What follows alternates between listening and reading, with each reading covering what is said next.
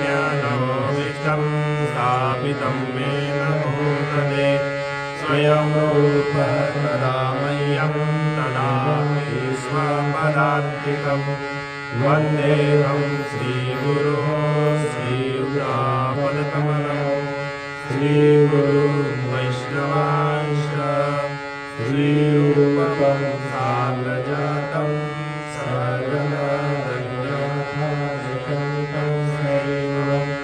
साद्वैतं सावधूतं परिजनसहितं कृष्णचैतन्यदेवं श्रीराधा कृष्णपादां सहगना श्रीविशाखान्वितांश्च नमो विष्णुपादाय कृष्णपृष्ठाय भूतले श्रीमते भक्तिवेदान्त स्वामिनिधि नामिने नमस्ते सारस्वती देवे गौरवाणी प्रचारिणे निर्विशेष शून्यवादी पाश्चात्यदेशकारिणे वंशाकल्पतरुभ्यश्च कृपासिन्धुभ्येव च पतितानां पावनेभ्यो वैष्णवेभ्यो नमो नमः। हे कृष्णा करुणा सिन्धु दीनबन्धु जगत्पते गोपेश गोपिकान्त राधाकान्त नमोऽस्तुते तप्तकाञ्चन गौराङ्गे राधे वृन्दावनेश्वरि वृषभानुसुते देवी नमामि हरिप्रिये। जय श्री कृष्ण चैतन्य प्रभु नित्यानन्द श्री अद्वैत गदाधर श्रीवासादि गौरभक्तवृन्द। हरे कृष्णा कृष्णा कृष्णा हरे हरे हरे राम राम राम हरे हरे। हरे कृष्णा कृष्णा कृष्णा हरे हरे हरे राम राम हरे हरे हरे कृष्णा कृष्णा कृष्णा हरे हरे हरे राम राम हरे हरे।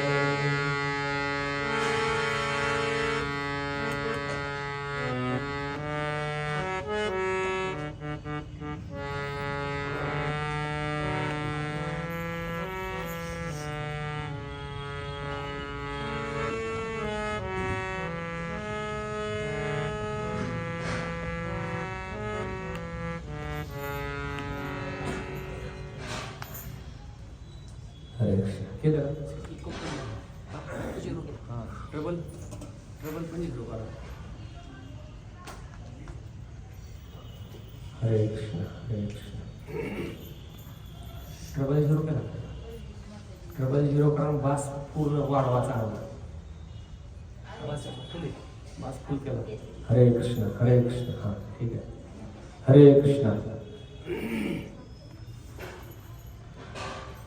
सर्वांचं हार्दिक स्वागत आहे आजच्या आपल्या या साप्ताहिक सत्संग कार्यक्रमामध्ये। तर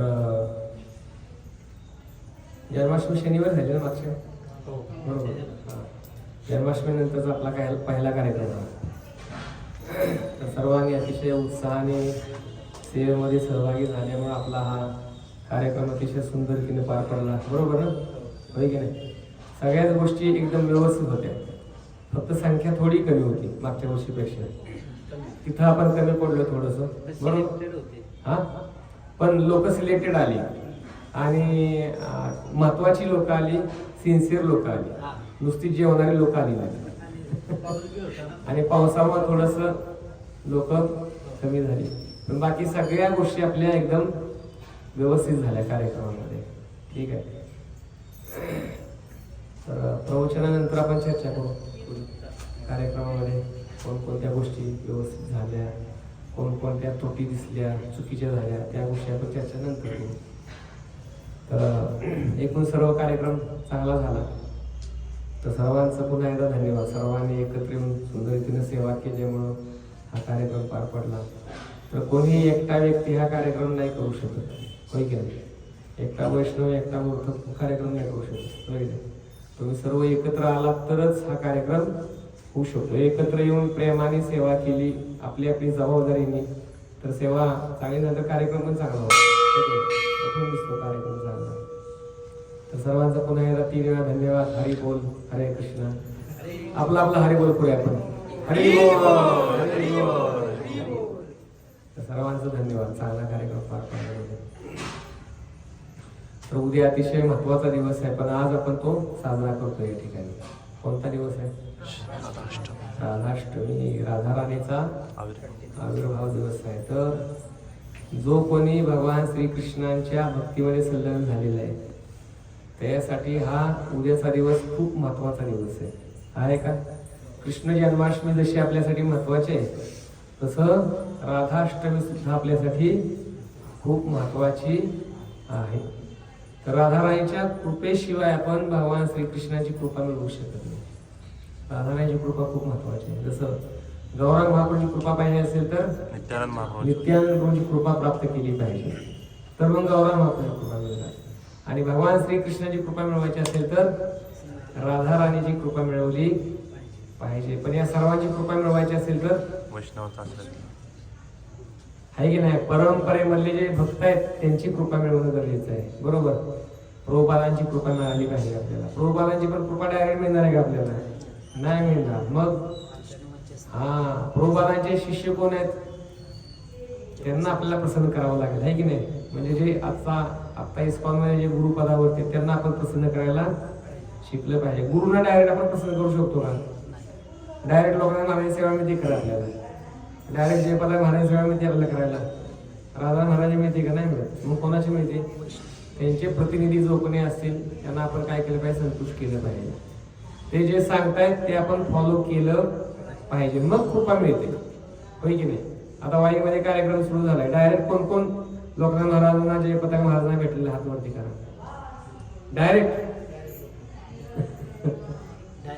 डायरेक्ट भेटला का?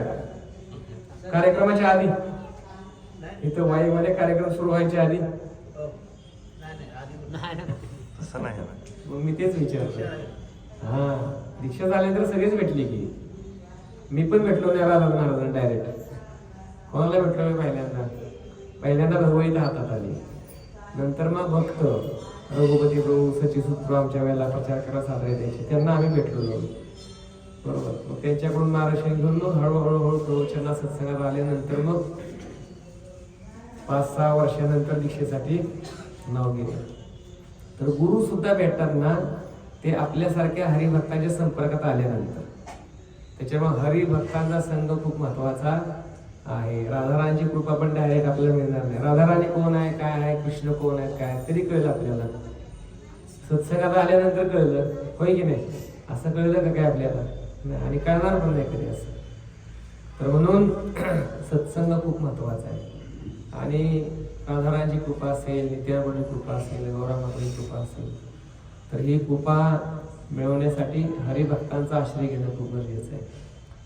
आपण पाहतो की जी राधाराणी आहे ती भगवान श्रीकृष्णांची अर्धांगिनी आहे. राधाराणी कशी प्रकट झाली माहिती आहे? भगवान श्रीकृष्णांच्या डाव्या भुजेपासून राधाराणी प्रकट झाली. आणि बलरामजी कसे प्रकट झाले? भगवान श्रीकृष्णांच्या उजव्या भुजेपासून बलरामजी प्रकट झाले. तर डाव्या भुजेपासून राधाराणी प्रकट झाली.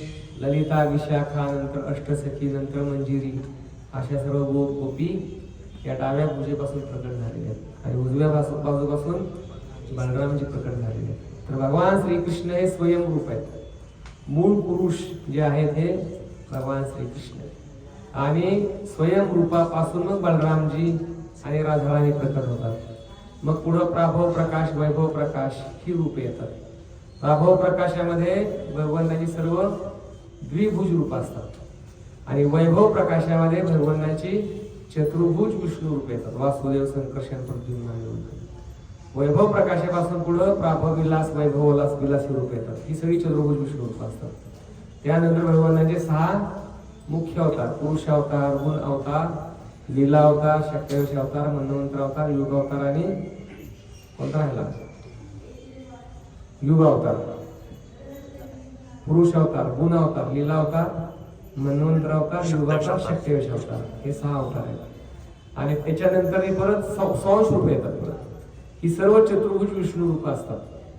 तर अशा प्रकारे भगवान श्रीकृष्णाचं जे स्थान आहे ते आपल्याला इथं पाहायला मिळतं. तर लोकांना असं वाटतं की इस्कॉननी काहीतरी फिलॉसॉफी निर्माण केलेली आहे की नाही? पण इस्कॉननी फिलॉसॉफी काढलेली आहे काही नाही. भागवतामध्ये सांगितलेलं आहे, येते चांस कला पुंसा कृष्णस्तु भगवान स्वयं इंद्रारी व्याकुलम लोकम मृगयंती युगे युगे.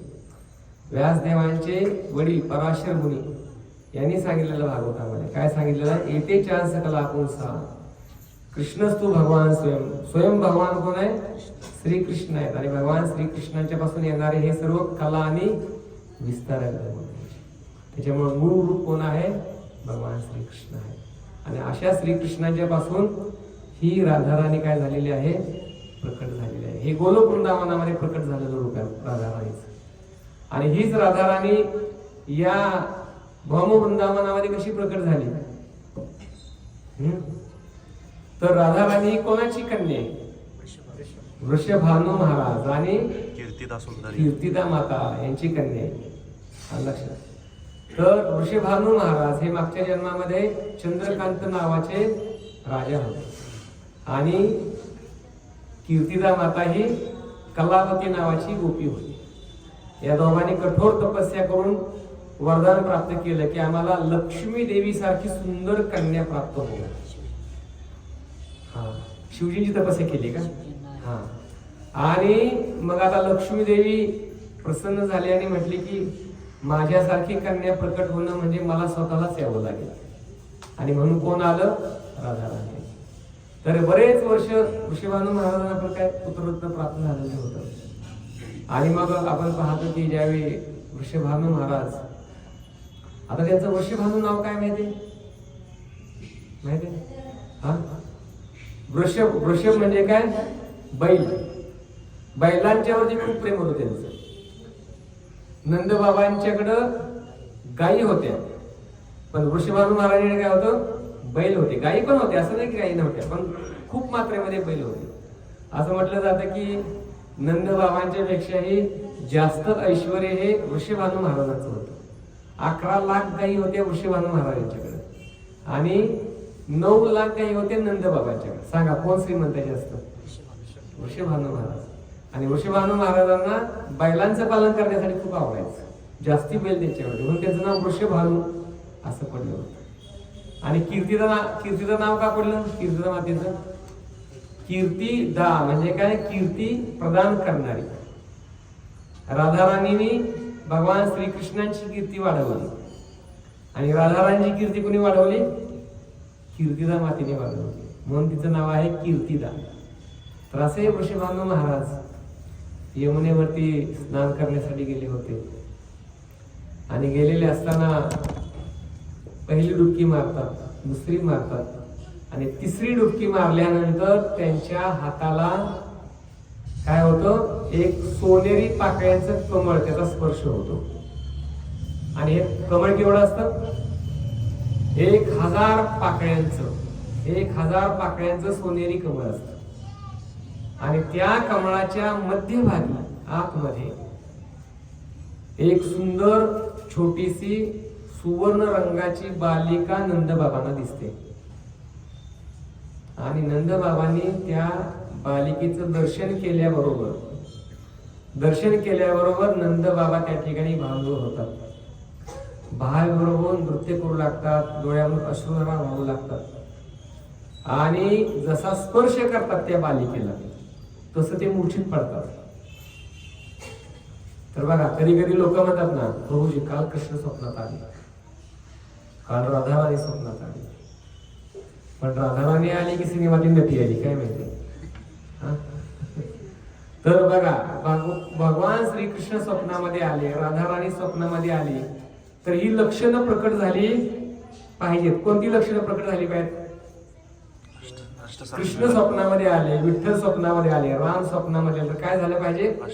अष्ट सात्विक विकार प्रकट झाले पाहिजे. डोळ्यामध्ये अश्रुधारा, अंगावर रोमांच कंपन झालं पाहिजे, आहे की नाही? आणि जर तुम्ही स्पर्श केला भगवानाच्या स्वरूपाला तर मूर्छा आली पाहिजे, आहे की नाही? पण आपल्याला असं काय झालेलं आहे का?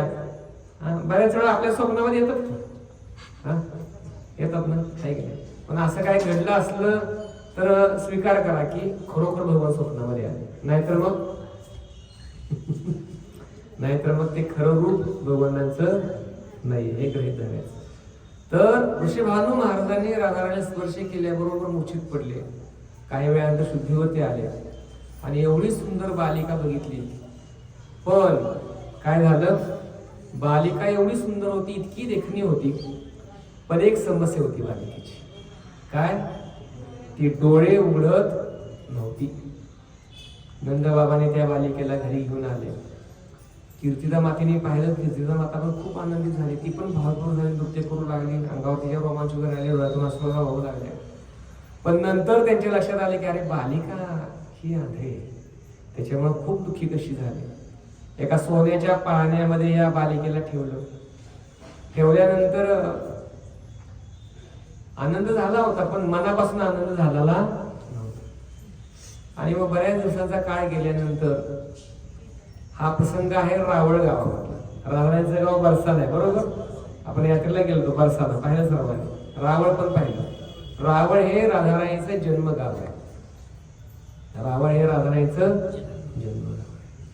आणि मग नारळमुनी त्या ठिकाणी आले आणि वृषभानू महाराजांना नारळमुनी विचारलं, म्हटले की तुमच्याकडं बालिकेचा जन्म झालाय का? तर वृषभानू महाराज विचार करू लागले की आता कसं सांगायचं, म्हणजे की घरामध्ये आंधळबाळ जन्माला तर कोणाला काही एवढं सांगण्यामध्ये उत्सुकता वाटत नाही, बरोबर ना? तर नंदबाबा विचार करू, वृषभानू महाराज विचार करू लागले की काय सांगायचं. तर म्हटले की हो बालिका प्राप्त झाली म्हटली आम्हाला, पण एक समस्या आहे, ती अंध बालिका आहे. नारदमुनी म्हटले की मला तिला पाहायचंय, मला तिचं दर्शन करायचंय. मग वृषभानू महाराजांना काहीतरी वाटलं की काहीतरी अद्भुत होण्याची शक्यता आहे. नारदमुनी एवढ्या आवर्जून या ठिकाणी आले म्हणजे काहीतरी शक्यता आहे. नारदमुनी म्हटले मला पाहायचंय. आणि मग पाहण्यासाठी ते राजमहालामध्ये प्रवेश करतात आणि ज्या ठिकाणी पाळण्यामध्ये या बालिकेला ठेवलेलं असतं तिचं दर्शन केल्याबरोबर नारदमुनी भावाबरोबर नृत्य करू लागतात. अष्टसात्विक विकार प्रकट होतात आणि नृत्य करत करत करत नारदमुनी बेशुद्ध होतात. वृषभानू महाराज विचार करतात की काहीतरी विशेष आहे, बालिकेमध्ये काहीतरी अद्भुत गोष्ट आहे, कारण जेवढ्या पण लोकांनी दर्शन केलं त्यांना हा असा वेगळा अनुभव आलेला आहे.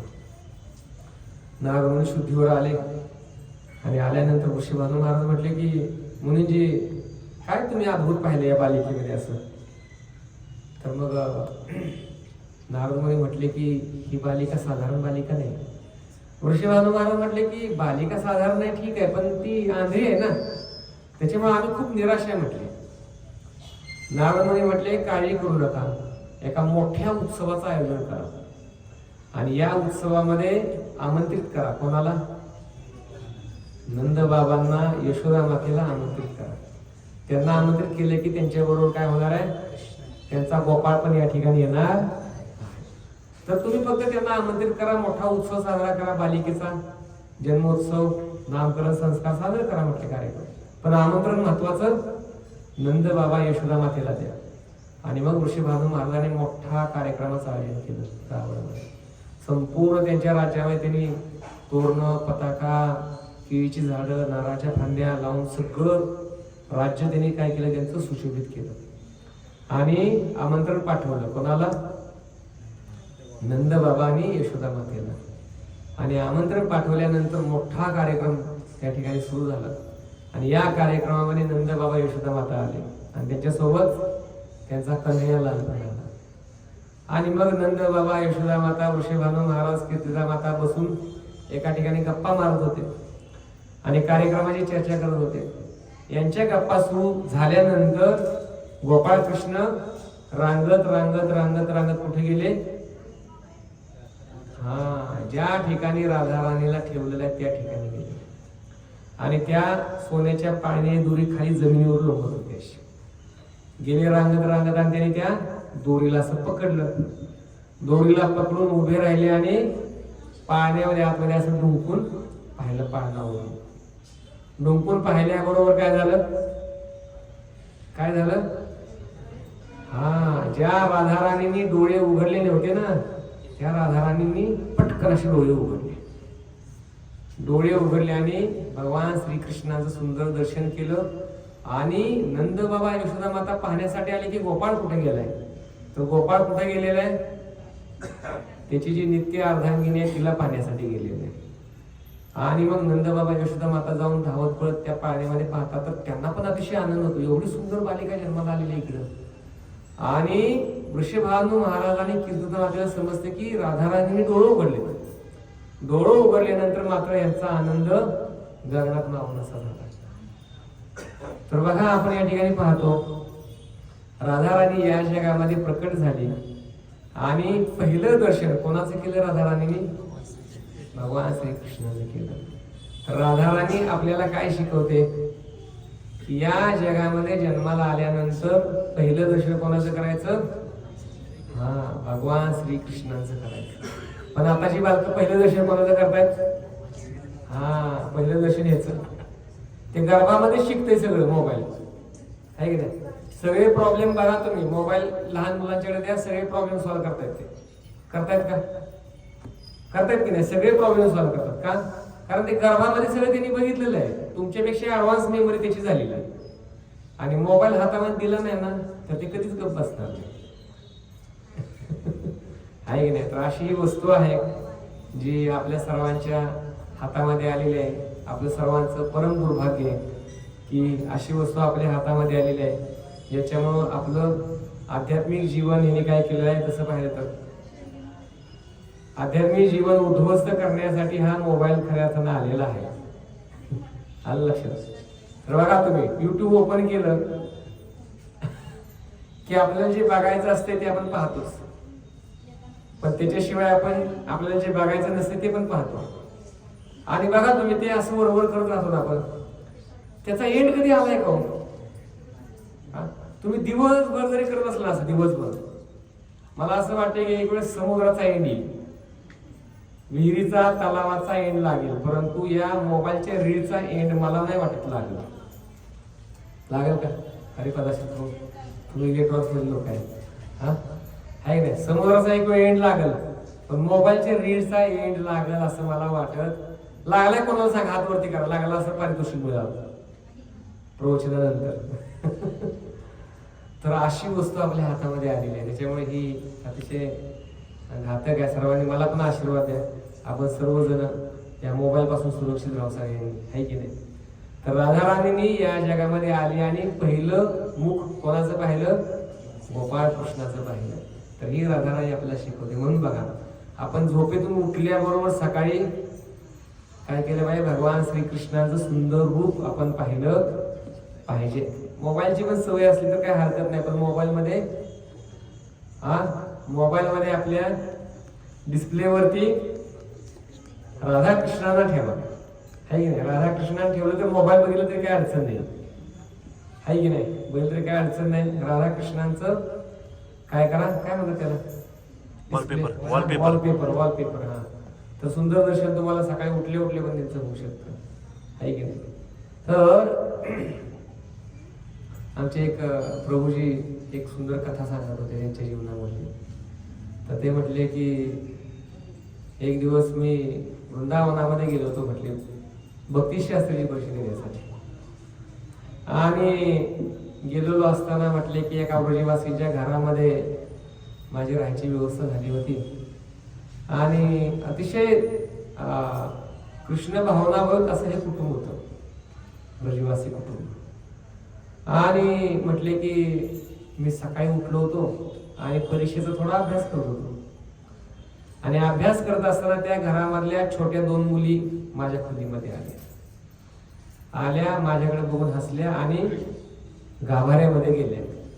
मी म्हटलं सकाळी सकाळी उठून एकदम इकडं आलेल्या गाभाऱ्यामध्ये गेल्या.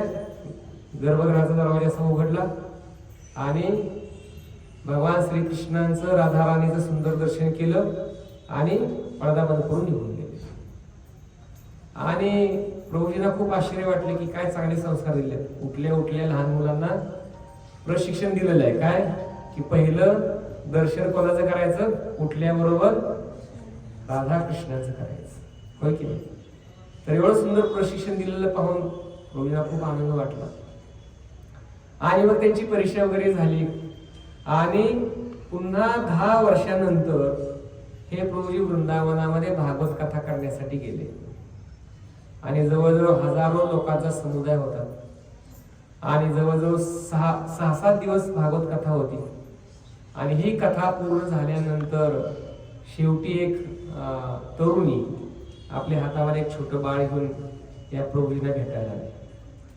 आणि भेटायला आल्यानंतर तिने विचारलं की बाबाजी तुम्ही मला ओळखलं का.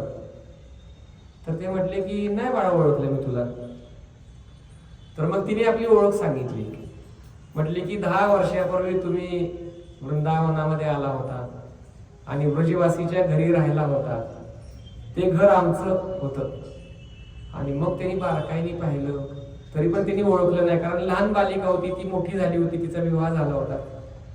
म्हटले की तुला मी ओळखलं नाही. पण मग तिने सांगितलं की बघा तुम्ही सकाळी उठला होता, त्या खोलीमध्ये अभ्यास करत बसला होता, छोट्या 2 मुली आल्या आणि गाभाऱ्यामध्ये दर्शन करून निघून गेल्या होत्या, त्याच्यामधली मी छोटी मुलगी आहे म्हटली.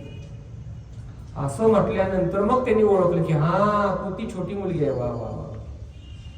मग असं म्हटल्यानंतर ती रडू लागली बाबाजींच्या पुढं आणि म्हटले की बाबाजी आई वडिलांनी खूप चांगले संस्कार दिले म्हणून आमच्यामध्ये ही कृष्ण भक्ती रुजलेली आहे म्हटले.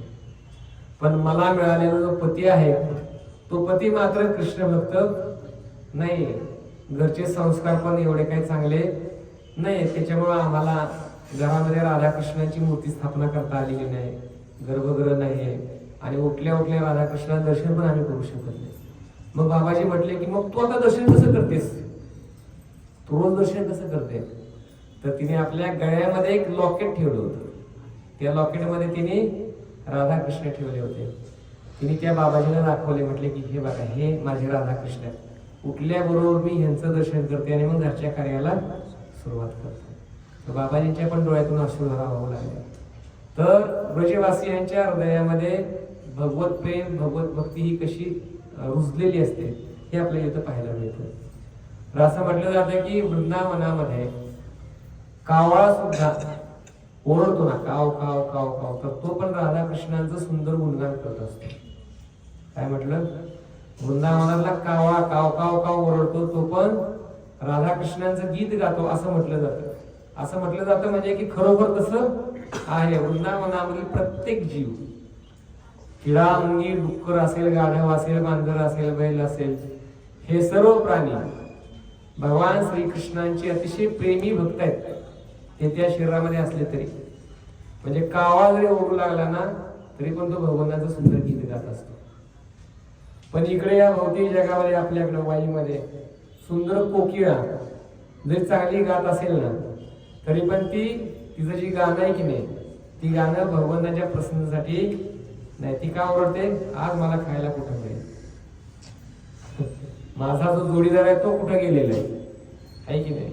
तर ही भावना आहे या जगातल्या पक्ष्यांची. वृंदावनातली कोकिळा तर गीत गातेच श्रीकृष्णाचं, पण कावळा सुद्धा काय करतो, भगवंताचं गीत गातो. पण या जगामध्ये इकडं कोकिळा जरी सुंदर गीत गात असली ना तरी पण ती स्वार्थापोटीच गात असते.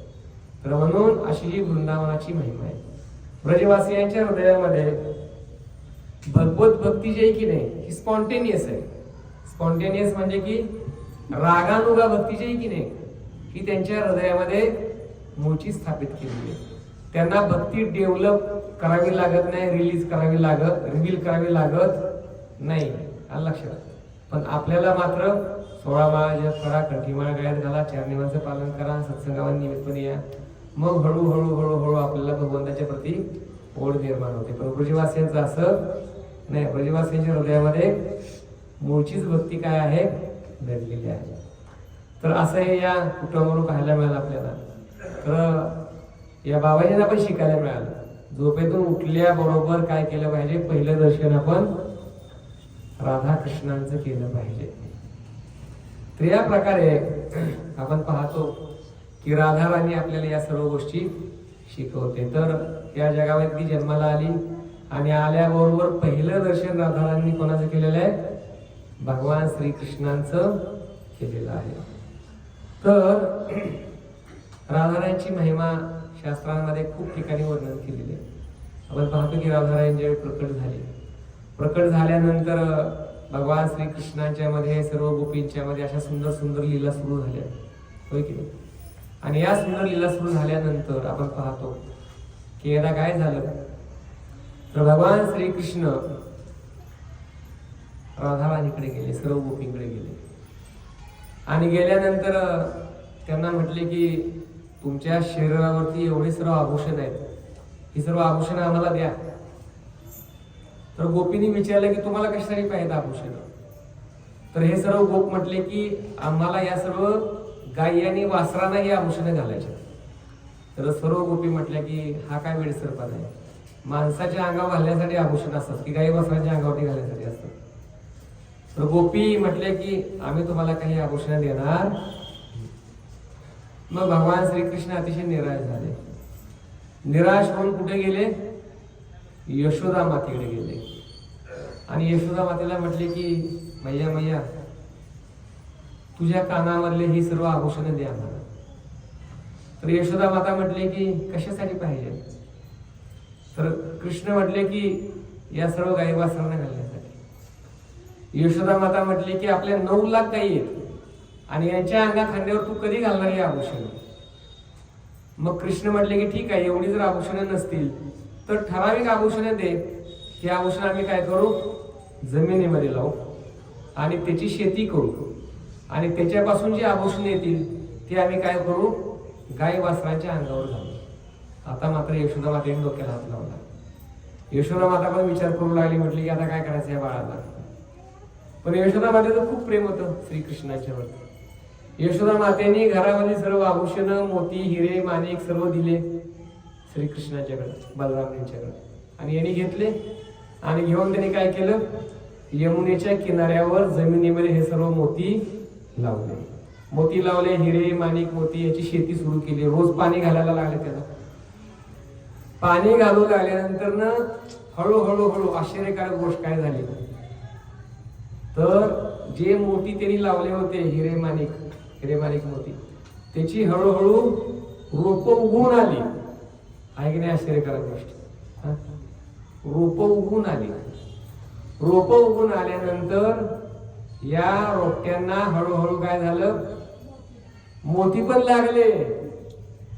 आणि हे काय डुप्लिकेट मोती नव्हते, ओरिजिनल मोती. ओरिजिनल मोत्यापेक्षा एकदम असे मोती लागले. हिरे माणिक मोती लागले. सगळी शेती चमचम चमचम चम करायला लागली. सर्व गोपांनी, गोपालांनी काय केलं, या झाडांना लागलेले हे हिरे माणिक मोती तोडले आणि तोडून त्यांनी काय केलं, 9 लाख गायींना सजवलं. किती, 9 लाख गायींना सजवलं.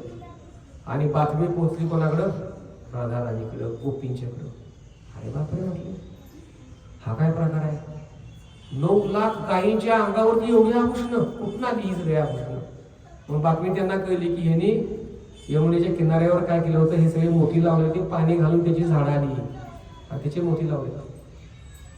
आणि मग राधाराणीने सर्व गोपींना बोलवलं, म्हटली की आपणही प्रयत्न करायला हरकत नाहीये.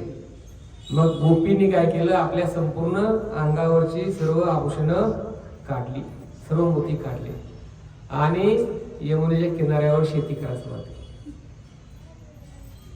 आता तुम्हाला पटतंय का की श्रीकृष्णाने मोती लावले, त्याची झाडं आली, त्या झाडापासून मोती आले? पटतंय? 100%. हा, कोणाकोणाला वाटतंय की हो प्रभूजी खरोखरच सगळ्यांना वाटतंय? मग मग ट्राय करताय का आज संध्याकाळी? नाही, आम्ही नाही करू शकत, ते भगवंतच करू शकतो. हा, ट्राय करायला गेला तर दुसऱ्या दिवशी काहीच घालणार नाही तुम्हाला. ते रवलेलं ते बी चोरीला जाईल. आहे की नाही? इकडं राधाराणी लावली, मोती लावले, हिरेमाणिक मोती लावले, पाणी घालायला सुरुवात केली आणि 7 दिवसामध्ये त्याचे वृक्ष उगवले, मोठे वृक्ष झाले, असे चांगले मोठे वृक्ष झाले आणि त्या वृक्षांना काटेरी फळं लागली. तुम्ही काटेरी फळ बघितले का? ते धोत्र्याच्या झाडाला येतं बघा, तसली फळं लागली सगळी, ती टोचणारी. आणि राधाराणी गोपीने सगळ्यांनी डोक्याला हात लावला, म्हटले की आपण काय करून बसलो? हा, तेल गेलं, तुपी गेलं, हाती धुपाटणं आलं, काटेरी फळ आली हातामध्ये सगळी राधाराणीची. तर कृष्ण आणि सर्व बालबाल सगळे हसायला लागले तोंड धरून. तर अशा सुंदर सुंदर लीला राधाराणींनी भगवान श्रीकृष्णांनी केल्या. तर राधा कुंडावरती जाताना बघा आपल्याला शिवखोर लागते. उद्धव कुंड पार केल्यानंतर मालिहारी नावाचे कुंड येतं बघा. राधा कुंडावर जाण्या अगोदर मालिहारी नावाचं कुंड आहे. या कुंडावरती ही राधाराणीची भगवान श्रीकृष्णाची सुंदर लीला झालेली होती. तर अशा सुंदर सुंदर लीला राधाराणीने केलेल्या आहेत. तर एकदा राधाराणी आणि भगवान श्रीकृष्णाच्या मध्ये लपंडावचा खेळ सुरू होतो. कोणता खेळ सुरू होतो? लपंडाव. खेळाय तुम्ही सर्वजण? हा, डाव पलटी, लपाछपी, डाव पलटी, आमच्या डाव पलटी असायची. हा, तर आता शोधण्याची पाळी होती राधाराणी आणि सर्व गोपींच्यावर. आणि दडून बसायची पाळी कोणावर होती? गोपांची. कृष्ण आणि सर्व गोपांच्या वरती होते. आणि मग कृष्ण दडून बसले आणि राधाराणी गोपी शोधायला सुरुवात करतात. शोधायला सुरुवात केल्यानंतर जास्तीत जास्त किती वेळात सापडलं पाहिजे एखादं दडून बसलेलं व्यक्ती?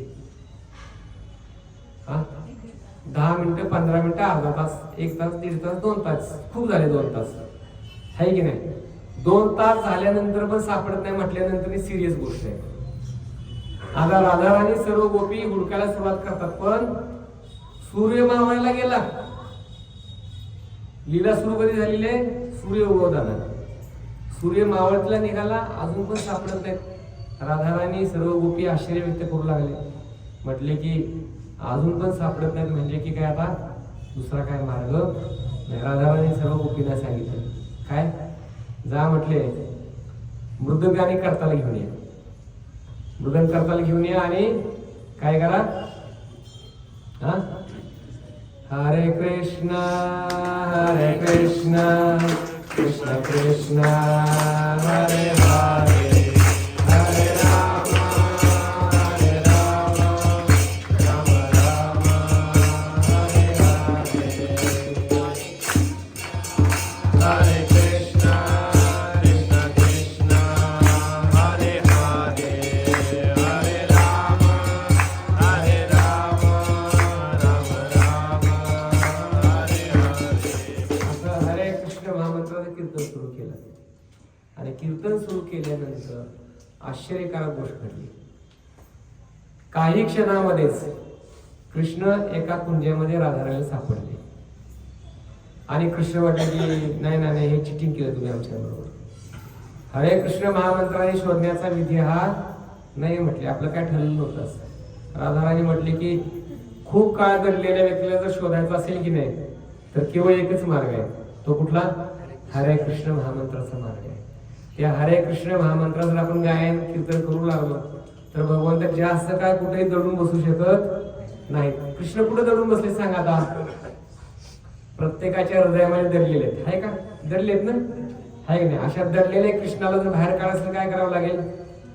हरे कृष्ण महामंत्राचा जप करावा लागेल, हरे कृष्ण महामंत्राचं कीर्तन करावं लागेल. काम, क्रोध, लोभ, मद, मत्सर आहे की नाही आपल्या हृदयामध्ये? त्याच्यामध्ये कृष्ण काय बसलेत? असे दडून बसलेत. अशा दडून बसलेल्या कृष्णाला बाहेर काढायचं असेल तर मग काय करणं गरजेचं आहे? हरे कृष्ण महामंत्राचं कीर्तन करणं गरजेचं आहे. जर आपण असं कीर्तन करू लागलो तर भगवंत जास्त काय दडून बसणार नाहीत. कलियुगामध्ये केवळ हाच मार्ग सांगितलाय. भगवत प्राप्तीचा मार्ग काय? हरिनाम संकीर्तन करा, भगवंत आपोआप काय होतील? प्रकट होतील. तर या प्रकारे राधा राणीने भगवान श्रीकृष्णाला शोधून काढलं आणि राधाने पुढे सांगितले की हेच भगवंत कलियुगामध्ये प्रकट होतील आणि नाम संकीर्तनाचा प्रचार करतील. तर राधा राणीने याची भविष्यवाणी द्वापार युगामध्ये अगोदर केली होती की भगवान श्रीकृष्णाला जर शोधायचं असेल तर केवळ हा मार्ग. तर अशा सुंदर सुंदर लीला भगवंत वृंदावनामध्ये करत होते. आणि या लीला करत असताना काही काळानंतर काय होतं की राधाराणीचं नाव थोडं खराब होऊ लागतं. म्हणजे राधाराणीचं भेटणं श्रीकृष्णांना आणि त्याच्यामुळे सगळ्या वृंदावनामध्ये राधाराणीचं नाव हे काय होतं? खराब होतं. आणि सगळीजण राधाराणीला नाव ठेवू लागली. नाव ठेवू लागल्यानंतर राधाराणी भगवान श्रीकृष्णाकडे जाते आणि भगवान श्रीकृष्णाला म्हणते की आपलं जे बसणं उठणं भेटणं आहे याच्यामुळे संपूर्ण वृंदावनामध्ये काय झालेलं आहे? बॅड इम्पॅक्ट पडलेला आहे सगळा. तर श्रीकृष्ण म्हटले की काळजी करू नको, हा सर्व बॅड इम्पॅक्ट मी काय करतो? धुवून काढू. तर भगवान श्रीकृष्ण असं म्हटल्यानंतर काही दिवसामध्येच काय होतं? भगवान श्रीकृष्ण आजारी पडतात. आजारी पडल्यानंतर नंद बाबा यशोदा माता यांना खूप काळजी वाटू लागते आणि मग सर्व वैद्यांना नंद बाबा बोलवतात. सर्व वैद्य होतात परंतु कृष्ण काय बरे होत नाहीत. त्यांना जो आलेला ताप असतो त्या तापाचं काय निवारण होत नसतं. आणि मग शेवटी काय होतं? एक वैद्य येतो. हा वैद्य स्वतः भगवान श्रीकृष्णाच्या योजनेनुसार येतो आणि आल्यानंतर नंदबाबाच्या महालामध्ये येतो आणि आल्यानंतर म्हणतो की मी कन्हैयाचा आजार काय करतो? बरा करतो. असं म्हटल्यानंतर नंदबाबा यशोदा माता म्हटले की कसा तुम्ही आजार बरा करणार? तर हा वैद्य म्हटला की बघा माझ्याकडं उपाय आहे, याला मी आजारातून काय करू शकतो? बरा करू शकतो. वैद्य म्हटला की माझ्याकडे असं औषध आहे, ते औषध जर यमुनेच्या पाण्यामध्ये मिक्स केलं आणि जर ते कन्हैयाला खायला दिलं तर कन्हैया काय होईल? हे आजारातून बरा होईल. मग नंदबाबा म्हटले की काय यमुनेचं पाणी तर आणायचं आहे ना. मग वैद्य म्हटला की यमुनेचं पाणी आणायचंय पण एक मडकं आहे आणि त्या मडक्याला 100 होल असतील. ते मडकं घेऊन जायचं आहे आणि त्या मडक्यामधून पाणी इथे घेऊन यायचं आहे आणि त्या पाण्यामध्ये हे औषध मिक्स केलं आणि ते जर कन्हैयाला औषध दिलं तर कन्हैया काय होणार आहे? आजारातून बरा होणार. ही पहिली अट्ट घातली वैद्याने. काय अट्ट घातली? की 100 होल असणारं मडकं जायचं यमुनेवरती आणि ते बुडवून या ठिकाणी घेऊन यायचं, त्याच्यातून पाणी घेऊन यायचं. त्याच्यामध्ये जर औषध मिक्स केलं जर कन्हैयाला दिलं तर काय होणार? दुसरी अट्ट घातली. दुसरी अट्ट काय होती बघा? यमुनेपासून नंदबाबांच्या महालापर्यंत येताना मध्ये एक ओढा होता. त्या ओढ्यावरती हा म्हटला की एक केसांचा ब्रिज बनवलेला आहे. कशाचा? आपल्या डोक्याचे जे केस असतात ना त्याचा एक ब्रिज बनवलेला आहे. त्या ब्रिज वरून यावं लागेल ते मडकं घेऊन. आता दुसरी अट्ट अजून अवघड झाली. आता छिद्र असलेल्या मडक्यातून पाणी आणणं अवघडच आहे. दुसरी अट्ट काय? केसांचा पूल बनवलेला आहे, त्याला पार करून या ठिकाणी इथपर्यंत यायचं आहे. आणि मग आता सगळ्यात जास्त काळजी कोणाला? कन्हैयाची. सांगा कोणाला सगळ्यात जास्त काळजी कोणाला? यशोदा मातेला. यशोदा मातेने पटकन ती मडकं हातामध्ये घेतलं आणि धावत पळत गेली यमुनेवरती. गेली आणि यमुनेमध्ये मडकं बुडवलं. बुडवून पाण्यातून बाहेर काढतो तोपर्यंत काय झालं? त्या मडक्यामध्ये सगळं पाणी भळभळ भळभळ भळभळ वाहून गेलं. मडकंच रिकामा झालं. केसांचा पूल त्याच्यावरून चालण्याचा काही विषयच नव्हता. काय यशोदा माता रिकाम्या हाताने घरी आली.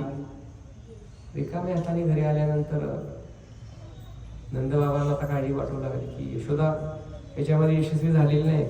आता आपण जाऊया.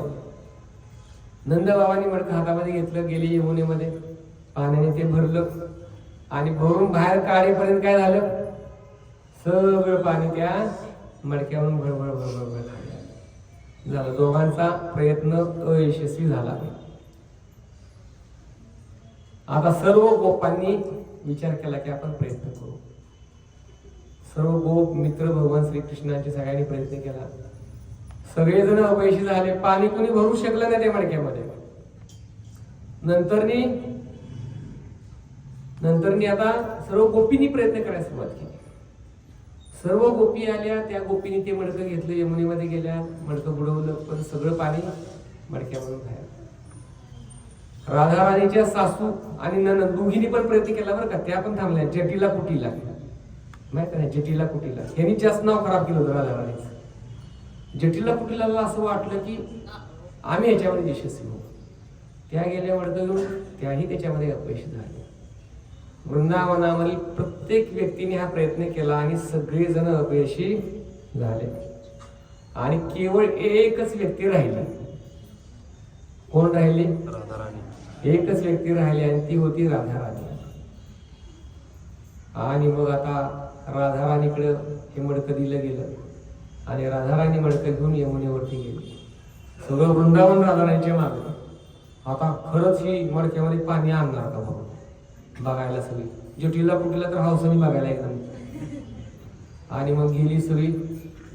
आणि आश्चर्यकारक गोष्ट काय झाली, राधाराणींनी भगवान श्रीकृष्णाचं स्मरण केलं. पहिलं स्मरण भगवान श्रीकृष्णाचं केलं आणि तिने मनामध्ये निश्चय केला की खरोखरच माझं भगवान श्रीकृष्णाच्यावर शुद्ध प्रेम असेल तर या मडक्यामध्ये काय होईल, पाणी भरलं जाईल. आणि खरोखर काय झालं, त्या मडक्यामध्ये पाणी भरलं गेलं. सगळ्या तोंडात मोठं घातली वृंदावनातले सर्व ब्रजवासियांनी. राधाराणीच्या मडक्यामध्ये पाणी आलं. जटीला कुटीला तर लय आश्चर्य वाटलं. दातवट खायला लागली दोघी पण की हिच्या मडक्यात पाणी आलं कसं काय. आता पहिली परीक्षा तर पास झाली आहे की नाही. आता दुसरी परीक्षा होती. कोणती? केसांचा बनवलेला पूल. सगळेजण म्हटले त्या पुलावनं पण जायचंय बरं का तुला, नुसतं मडकं घेऊन जाऊ नको घरी. आणि मग राधाराणीने त्या केसाच्या पुलावरती आपला पाय ठेवायला सुरुवात केली. भगवान श्रीकृष्णाचं स्मरण करत करत राधाराणी काय केलं, तो पूल पण तिने पार केला आणि सगळ्यांनी राधाराणीचं अतिशय गुणगान करायला सुरुवात केली. आणि मग राधाराणी नंदबाबांच्या महालामध्ये पोहोचली. पोहोचल्यानंतर त्या वैद्याने त्या पाण्यामध्ये औषध मिसळलं आणि भगवान श्रीकृष्णांना खायला दिलं आणि भगवंत बरे झाले. गोपाल कृष्ण भगवान की जय, श्रीमती राधाराणी की जय. आपण छोटस गीत म्हणूया. तर असं ही राधाराणीची महिमा आहे.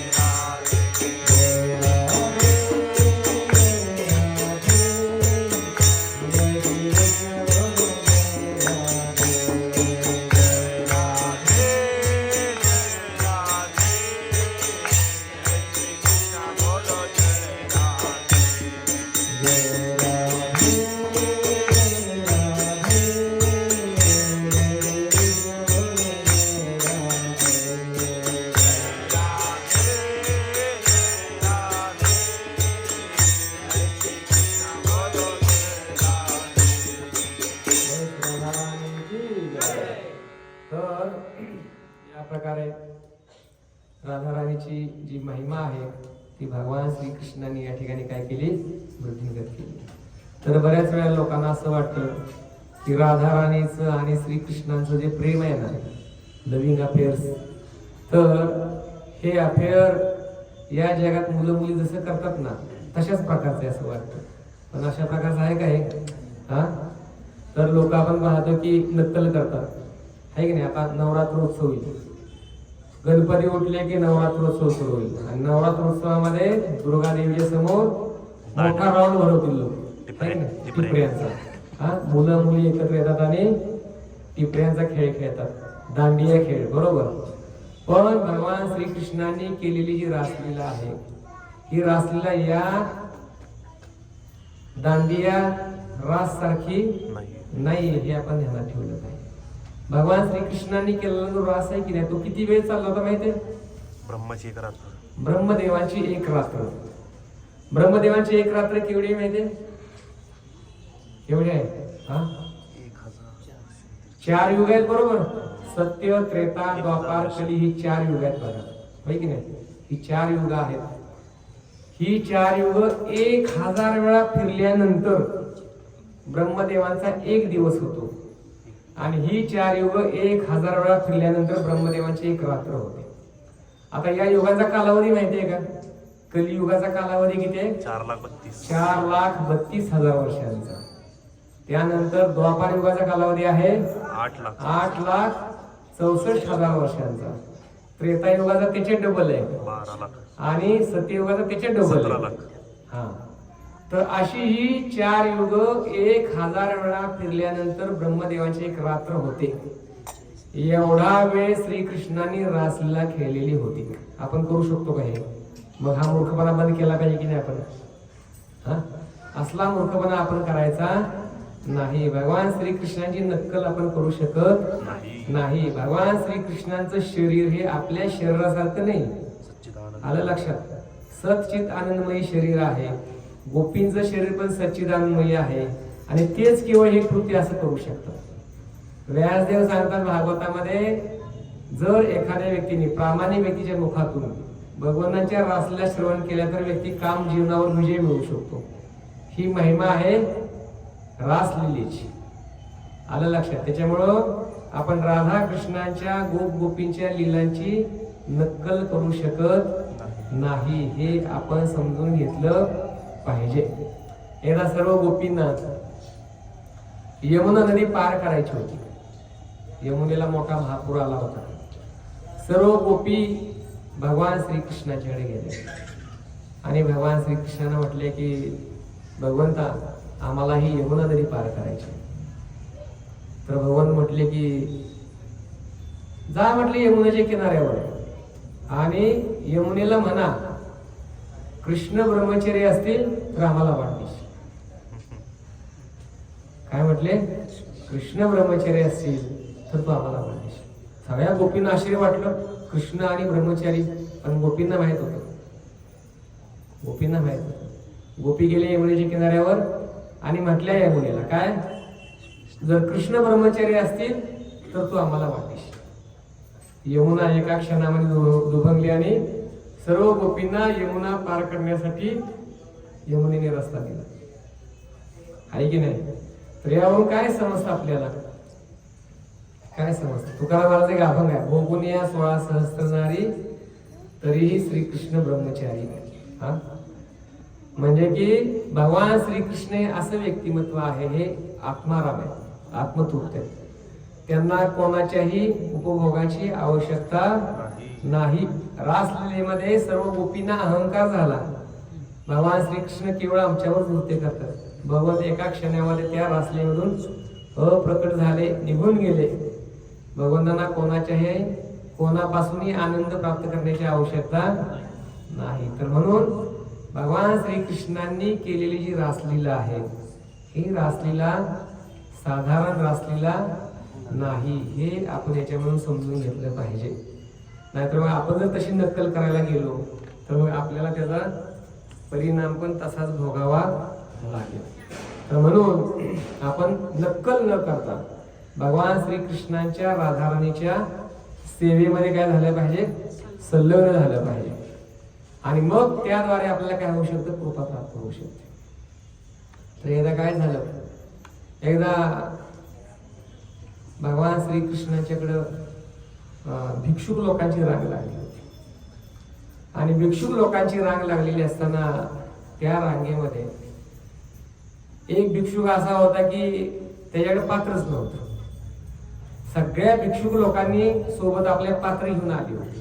सर्वांना भगवान श्रीकृष्णाने काय केलं, पात्रामध्ये दक्षिणा दिली, भिक्षा दिली, पण याच्याकडे पात्र नव्हतं. भगवान श्रीकृष्णाने पाहिले का याच्याकडे पात्र नाही, म्हटले की जा, म्हटले भांडे घेऊन ये, भांडं आणलं तरच मी तुला काय करणार, भिक्षा देणार. हा अतिशय निराश झाला आणि निराश झाल्यानंतर त्याला मग सांगितलं गेलं कोणीतरी की जा, म्हटले तू बरसाण्याला जा, तिकडं राधाराणी काय करते, दांधरम मोठ्या मात्रेमध्ये करते, तिकडे तुला मिळेल काय. मग हा तिकडच्या लाईन मध्ये उभा राहिला आणि राधाराणी तिकडे सर्वांना दानधर्म करतो, दक्षिणा देत होती. याचा नंबर आला. राधाराणी पाहिली की याच्याकडे पात्रच नाही. राधाराणी काय केलं, पात्र पण दिलं आणि त्यात भिक्षा पण भरून दिली.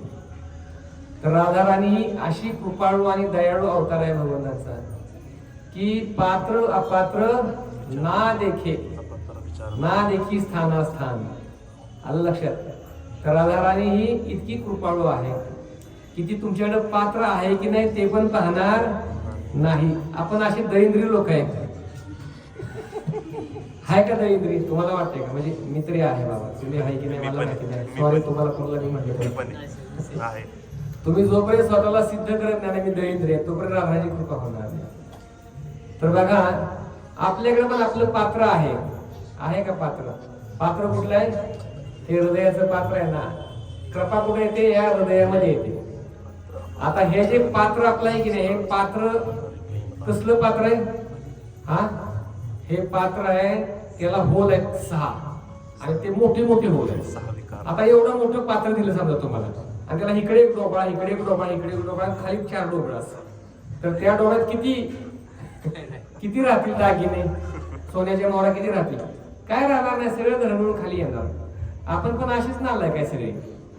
नालायक म्हणजे की आपल्याला जी काही कृपा मिळते की नाही, ही सर्व कृपा मिळालेली त्या काम, क्रोध, लोभ, मोह, मद, मत्सर काही विकार त्यातनं घरगुण सगळं खाली जाते.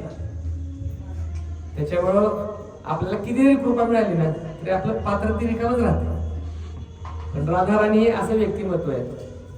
म्हणजे उद्याच्या दिवशी सर्वांनी प्रार्थना करा, राधाराणीला अशी प्रार्थना करा की राधाराणी आम्ही इतके दरिद्र आहे, आमच्याकडे ते पात्र पण नाही कृपा धारण करण्यासाठी, तर ती पात्र पण दे आणि कृपा पण दे. असं मागणार ना, उद्या मागायची वेळ आहे. आलं लक्षात. उद्या 12 वाजेपर्यंत निर्जल उपवास करा सर्वांनी, हा, आणि ती पात्र पण मागा. आलं लक्षात. अशी विकारी आपण आहे की आपल्याकडे पात्र पण नाही. भगवान श्रीकृष्णाच्याकडे गेला तर म्हणणार पात्र आहे का तुझ्याकडे, म्हणजे की आपल्याला पात्रता आणावी लागेल. आलं लक्षात. भगवान श्रीकृष्णाच्याकडे टर्म्स अँड कंडिशन्स खूप आहेत. भगवद्गीतेमध्ये सांगितलं सर्व धर्मांप्रत्येचे मामेकम शरणं म्हणजे अहम दोन पापे मोक्षिष्य म्हणजे शरणागती घ्या मग नंतर पुढची गोष्ट. पण राधाराणीकडे असं काय नाहीये. राधाराणी इतकी दयाळू आहे की तुम्ही फक्त प्रार्थना करा आणि आक्रोश करा, रडा राधाच्या चरणी आणि प्रार्थना करा. बघा राधाराणी कृपा करणार आपल्यामध्ये. एकदा मोर गेला नंदगावला आणि जाऊन श्रीकृष्णाचं स्मरण करून आला. त्याने ऐकलं होतं भगवंताचं नाव घेतलं की भगवंत प्रकट होतात, कृपा देतात. सकाळी सूर्य उगवायला नाव घ्यायला सुरुवात केली. नंद के आनंद भजो जय कन्हैया लाल की जय, कन्हैया लाल की जय, कन्हैया लाल की. सूर्य उगवताना सुरू केलं तर सूर्य मावळायला गेला. हा मोर बेशुद्ध पडायची वेळ आली. थकला बिचारा पूर्णपणे. त्याला जाऊन कानात कोणीतरी सांगितलं, म्हटले की इथं तुझं काय साधणार, जा म्हटले पारसाळ्याला तिकडे. आणि तिकडं राधाराणीचं नाव घे. आणि राधाराणीचं नाव घेतल्याबरोबर राधाराणी प्रकट झाली. म्हटली काय पाहिजे बाळा तुला? तर मोर म्हटलाय काल दिवसभर कृष्णाचं नाव घेतलं, काय प्रकट झाले नाही. कृष्णाची कृपा मिळवण्यासाठी मी गेलो. राधाराणी म्हटली राधाराणी म्हटली की आता म्हणली जा नंदगावला आणि काय कर, राधे काय सांगितलं हा राधे राधे राधे राधाराणी सांगितलं की माझ्या नावाचा जप करायला सुरुवात कर जाऊ. काय सांगितलं, माझ्या नावाचं कीर्तन करायला सुरुवात कर. मग मोरायन जाऊन काय केलं, कीर्तन सुरू केलं. आपण जरा थोडं कीर्तन करूया.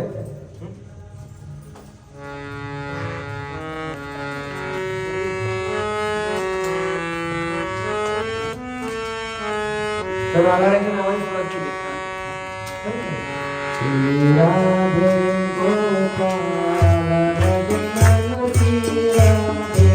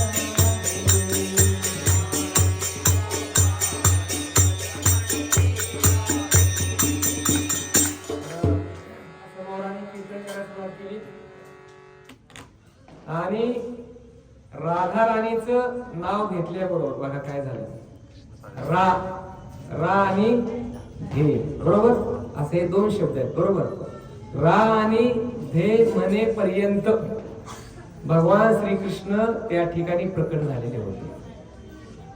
पण त्याच्या आदल्या दिवशी काय झालं होतं, गोपाल गोपाल गोपाल गोपाल म्हटलं दिवसभर, पण काही फरक पडला नाही गोपालजीवरती, आहे की नाही. पण इकडे राधाराणीचं नाव घेतलं आणि राधे पूर्ण होईपर्यंत भगवान श्रीकृष्ण तिथं प्रकट झालेले होते. म्हणून भगवान श्रीकृष्णाला प्राप्त करायचं असेल तर काय करायचंय, राधाराणीकडे प्रार्थना करायची आहे. भगवान प्रकट झाले आणि प्रकट झाल्यानंतर मोर भाग भरून राधाराणीचं कीर्तन करू लागले. कीर्तन करू लागल्यानंतर काय झालं, कीर्तन करत असताना मोराच्या शरीरामध्ये अष्टसात्विक विकार प्रकट होऊ लागले. आणि कीर्तन करत असताना मोराच्या शरीरामध्ये अष्टसात्विक विकार प्रकट होऊ लागले. आणि कीर्तन करत असताना मोराच्या शरीरामध्ये अष्टसात्विक विकार प्रकट होऊ लागले. आणि कीर्तन करत असताना मोराच्या शरीरामध्ये अष्टसात्विक विकार प्रकट होऊ लागले. आणि त्याच्या अंगावरती असणारे सगळे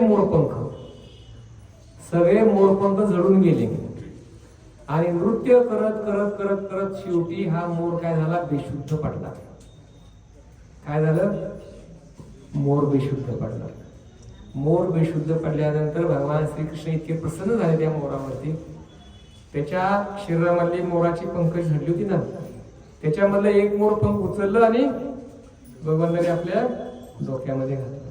म्हणून त्यावेळेपासून भगवंतांनी आपल्या डोक्यावरती मोरपंख धारण केलेलं आहे. मोरावरती भगवंत एवढे प्रसन्न. तर अशा सुंदर सुंदर लीला भगवंत वृंदावनामध्ये करत होते. अशा लीला करत असताना एकदा काय होतं, सर्व गोप गोपी या मथुरेला चाललेले असतात. कशासाठी चाललेले असतात, दूध दही लोणी घेऊन विकायसाठी चाललेले असतात. आणि त्या काळामध्ये वृंदावनामध्ये मानसी गंगा होती. ही गंगा त्या ठिकाणी वाहत होती. वाहत असताना सर्व गोपींनी पाहिलं की या गंगेमध्ये एक नावाडी दिसतोय. या सर्व गोपींनी त्या बोटीमध्ये प्रवेश केला. बोटीमध्ये प्रवेश केल्यानंतर सर्व गोपी बसल्या आणि नावाडी आपली नाव वलवायला सुरुवात करू लागली. नाव वलवत असताना हळूहळू हळूहळू नाव मध्यभागी गेली. मध्यभागी गेल्यानंतर नावाडी सर्व गोपींना वाटला की बोटीमध्ये बोजा खूप झालेला आहे आणि या बोजामुळे कदाचित नाव काय होऊ शकते, आता पाण्यामध्ये बुडू शकते. तुमचा बोजा खूप झालेला आहे म्हटलं. मग तुम्ही जे काय सोबत तुमच्या दूध दही लोणी आणलेलं आहे ना, हे सगळं तुम्हाला काय करावं लागेल, या गंगेमध्ये सोडावं लागेल. सगळ्या गोपी घाबरले ना, राधाराणी होती, सर्व सखी होत्या, सगळेजण घाबरले. म्हटले की आता आपल्याला जीव वाचवायचा असलं सगळं हे सोडावं लागेल नदीमध्ये. मग सगळं दूध दही लोणी काय केलं, सर्व गोपींनी मडक्या सगळं टाकून दिलं नदीमध्ये.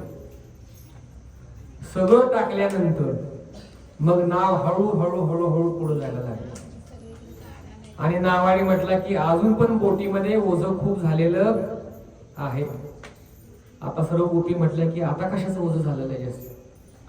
तर नावाडी म्हटला की तुमच्या अंगावरती जी काय आभूषण आहेत ना, ही सगळी आभूषण तुम्हाला काढावी लागतील.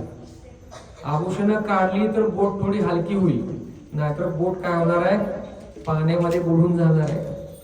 बिचाऱ्या गोपींनी काय केली, सगळी आभूषणं पण काढली आणि आभूषणं काढून काय केली, ती पण गंगेमध्ये सोडून दिली.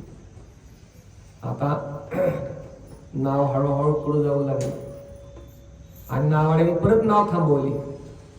आणि मग सर्व गोपींनी विचारले की आता काय ओझ आहे. नावाडी म्हटला की अजून पण बोटीला काय आहे, खूप ओझं झालेलं आहे, बोट पाण्यामध्ये बुडू शकते. आता कशाचं ओझ आहे. तर नावाडी म्हटला की तुमच्या अंगावरची जी वस्त्र आहेत ना, ती सगळी वस्त्र काढून टाकावी लागतील नदीमध्ये, मगच बोट पुढे जाईल. आता गोपींना मात्र राग आला. गोपी उठून उभ्या राहिल्या आणि म्हटले की आता आम्ही आमची वस्त्र नाही काढणार, आता या नावाड्यावर आपण काय करूया, टाकून बोट खाली देऊया नदीमध्ये. आणि जाऊन पाहिलं जवळ तर त्यांना कोण दिसला, हा नावाडी. हा नावाडी नंदबाबांचा कन्हैया दिसला. आणि म्हटले की अरे चोर आहे या ठिकाणी बसलेला, ह्यानी तर आपली सगळी आभूषण टाकायला लावलेली. आणि मग सगळ्यांनी त्याची गचांडी पकडली आणि म्हटले की चल गपचूप बोट व्यवस्थित काय कर, किनाऱ्यावर घेऊन चल. आणि मग किनाऱ्यावर बोट नेल्यानंतर श्रीकृष्णांना पाण्यात बुडी मारायला लावली आणि सगळी आभूषणं काढायला लावली आणि मग गोपी आपल्या घरी निघून गेल्या. तर अशा सुंदर सुंदर लीला भगवंत वृंदावनामध्ये करत होते. पण या लीलांची आपण नक्कल करायची नाही. या लीला अतिशय अद्भुत आणि विचित्र आणि विशेष आहेत. एकदा काय झालं, भगवान श्रीकृष्ण सर्व गोपींच्या घरी माखन चोरायचे आणि प्रभावती नावाची एक गोपी होती. तिने यशोदा मातेला बऱ्याच वेळा सांगितलं होतं, तुझा कन्हैया येतो आणि घरामध्ये लोण्याची चोरी करतोय, माखन चोरी करतोय, तुझ्या घरामध्ये नाही का काय खायला तुझ्या पोराला. तर यशोदा माता म्हटली की 9 लाख गायी आहेत माझ्या घरी, माझा पोरगा कशी काय चोरी करेल कोणाच्या पण घरी जाऊन. प्रभावती गोपी म्हटली ठीक आहे, उद्या रंगी हात पकडूनच दाखवते कन्हैयाला. आणि श्रीकृष्णाने बरोबर प्रभावती गोपीचंच घर निवडलं आणि सगळी मडकी फोडत असतानाच प्रभावती गोपींनी रंग्या श्रीकृष्णाला पकडलं. श्रीकृष्णाला पकडलं, गोपांना पकडलं, काही गोपांना हातामध्ये बांधून ठेवलं आणि कन्हैयाला हातामध्ये पकडलं आणि घेऊन येऊ लागली कोणाकडं? यशोदा मातेकडे. आणि मोठ्याने रस्त्याने ओढत सांगत होती, बघ यशोदे, बघ यशोदे, मी तुझ्या कानाला पकडले.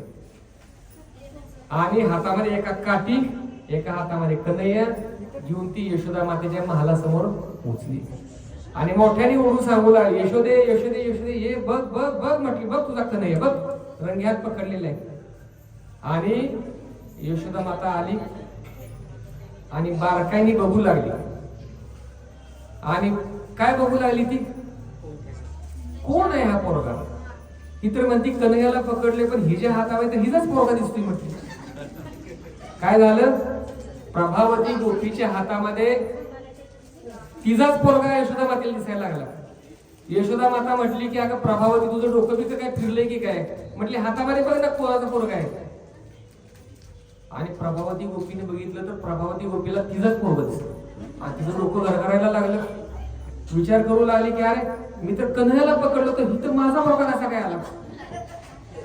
आणि डोक्याला हात लावून ती माघारी घरापर्यंत येते. आणि घरापर्यंत आल्यानंतर ती पाहते खाली, तर पुन्हा नंदबाबाचा कन्हैया दिसतो तिला हातामध्ये. आणि मग तिला धक्का बसतो आश्चर्याचा, म्हणते हा काय प्रकार आहे? कन्हैया म्हणतो प्रभावती गोपीला, बघ आता मी तुझ्या पोराचं रूप घेतलेलं आहे, पुढच्या वेळेला जर पकडलंस तर तुझ्या नवऱ्याचं रूप घेईन, त्याच्यामुळे सावध राहा आणि मला इथून पुढे कधी पकडायचं नाही. तिने डोक्याला हात लावला, दिलं सोडून कन्हैया. तर असे श्रीकृष्ण सुंदर सुंदर लीला वृंदावनामध्ये करत होते. तर उद्या रांगराईचा आविर्भाव दिवस आहे, तर त्यानिमित्त उद्या 12 पर्यंत आपल्याला उपवास करायचा आहे आणि रांगराची कृपा मिळवायची आहे. तर उद्या साताऱ्यामध्ये भव्य उत्सव आहे. साताऱ्यामध्ये सुंदर अभिषेक होणार आहे आणि सर्वांना अभिषेक करण्याची संधी आहे. जर तुम्ही साताऱ्यामध्ये आला धोती कुर्ता घालून आंघोळ करून, तर तुम्ही पण अभिषेक करू शकता. आपण इकडे किती लक्ष्मी ठेवली होती? 250 रुपये ठेवली होती लक्ष्मी ना अभिषेकसाठी. पण तिकडचा अभिषेक हा फ्री मध्ये होणार आहे, त्याच्यामुळे सर्वजण त्या ठिकाणी येऊ शकता आणि हा अभिषेक करू शकता. तर आपल्या जन्माष्टमीमध्ये पण इथून पुढे प्रत्येक जन्माष्टमीला आपण 100 रुपये चार्ज ठेवणार आहे कार्यक्रम येणार लोकांसाठी. तर हरे कृष्ण. नुसतंच पडता हा तर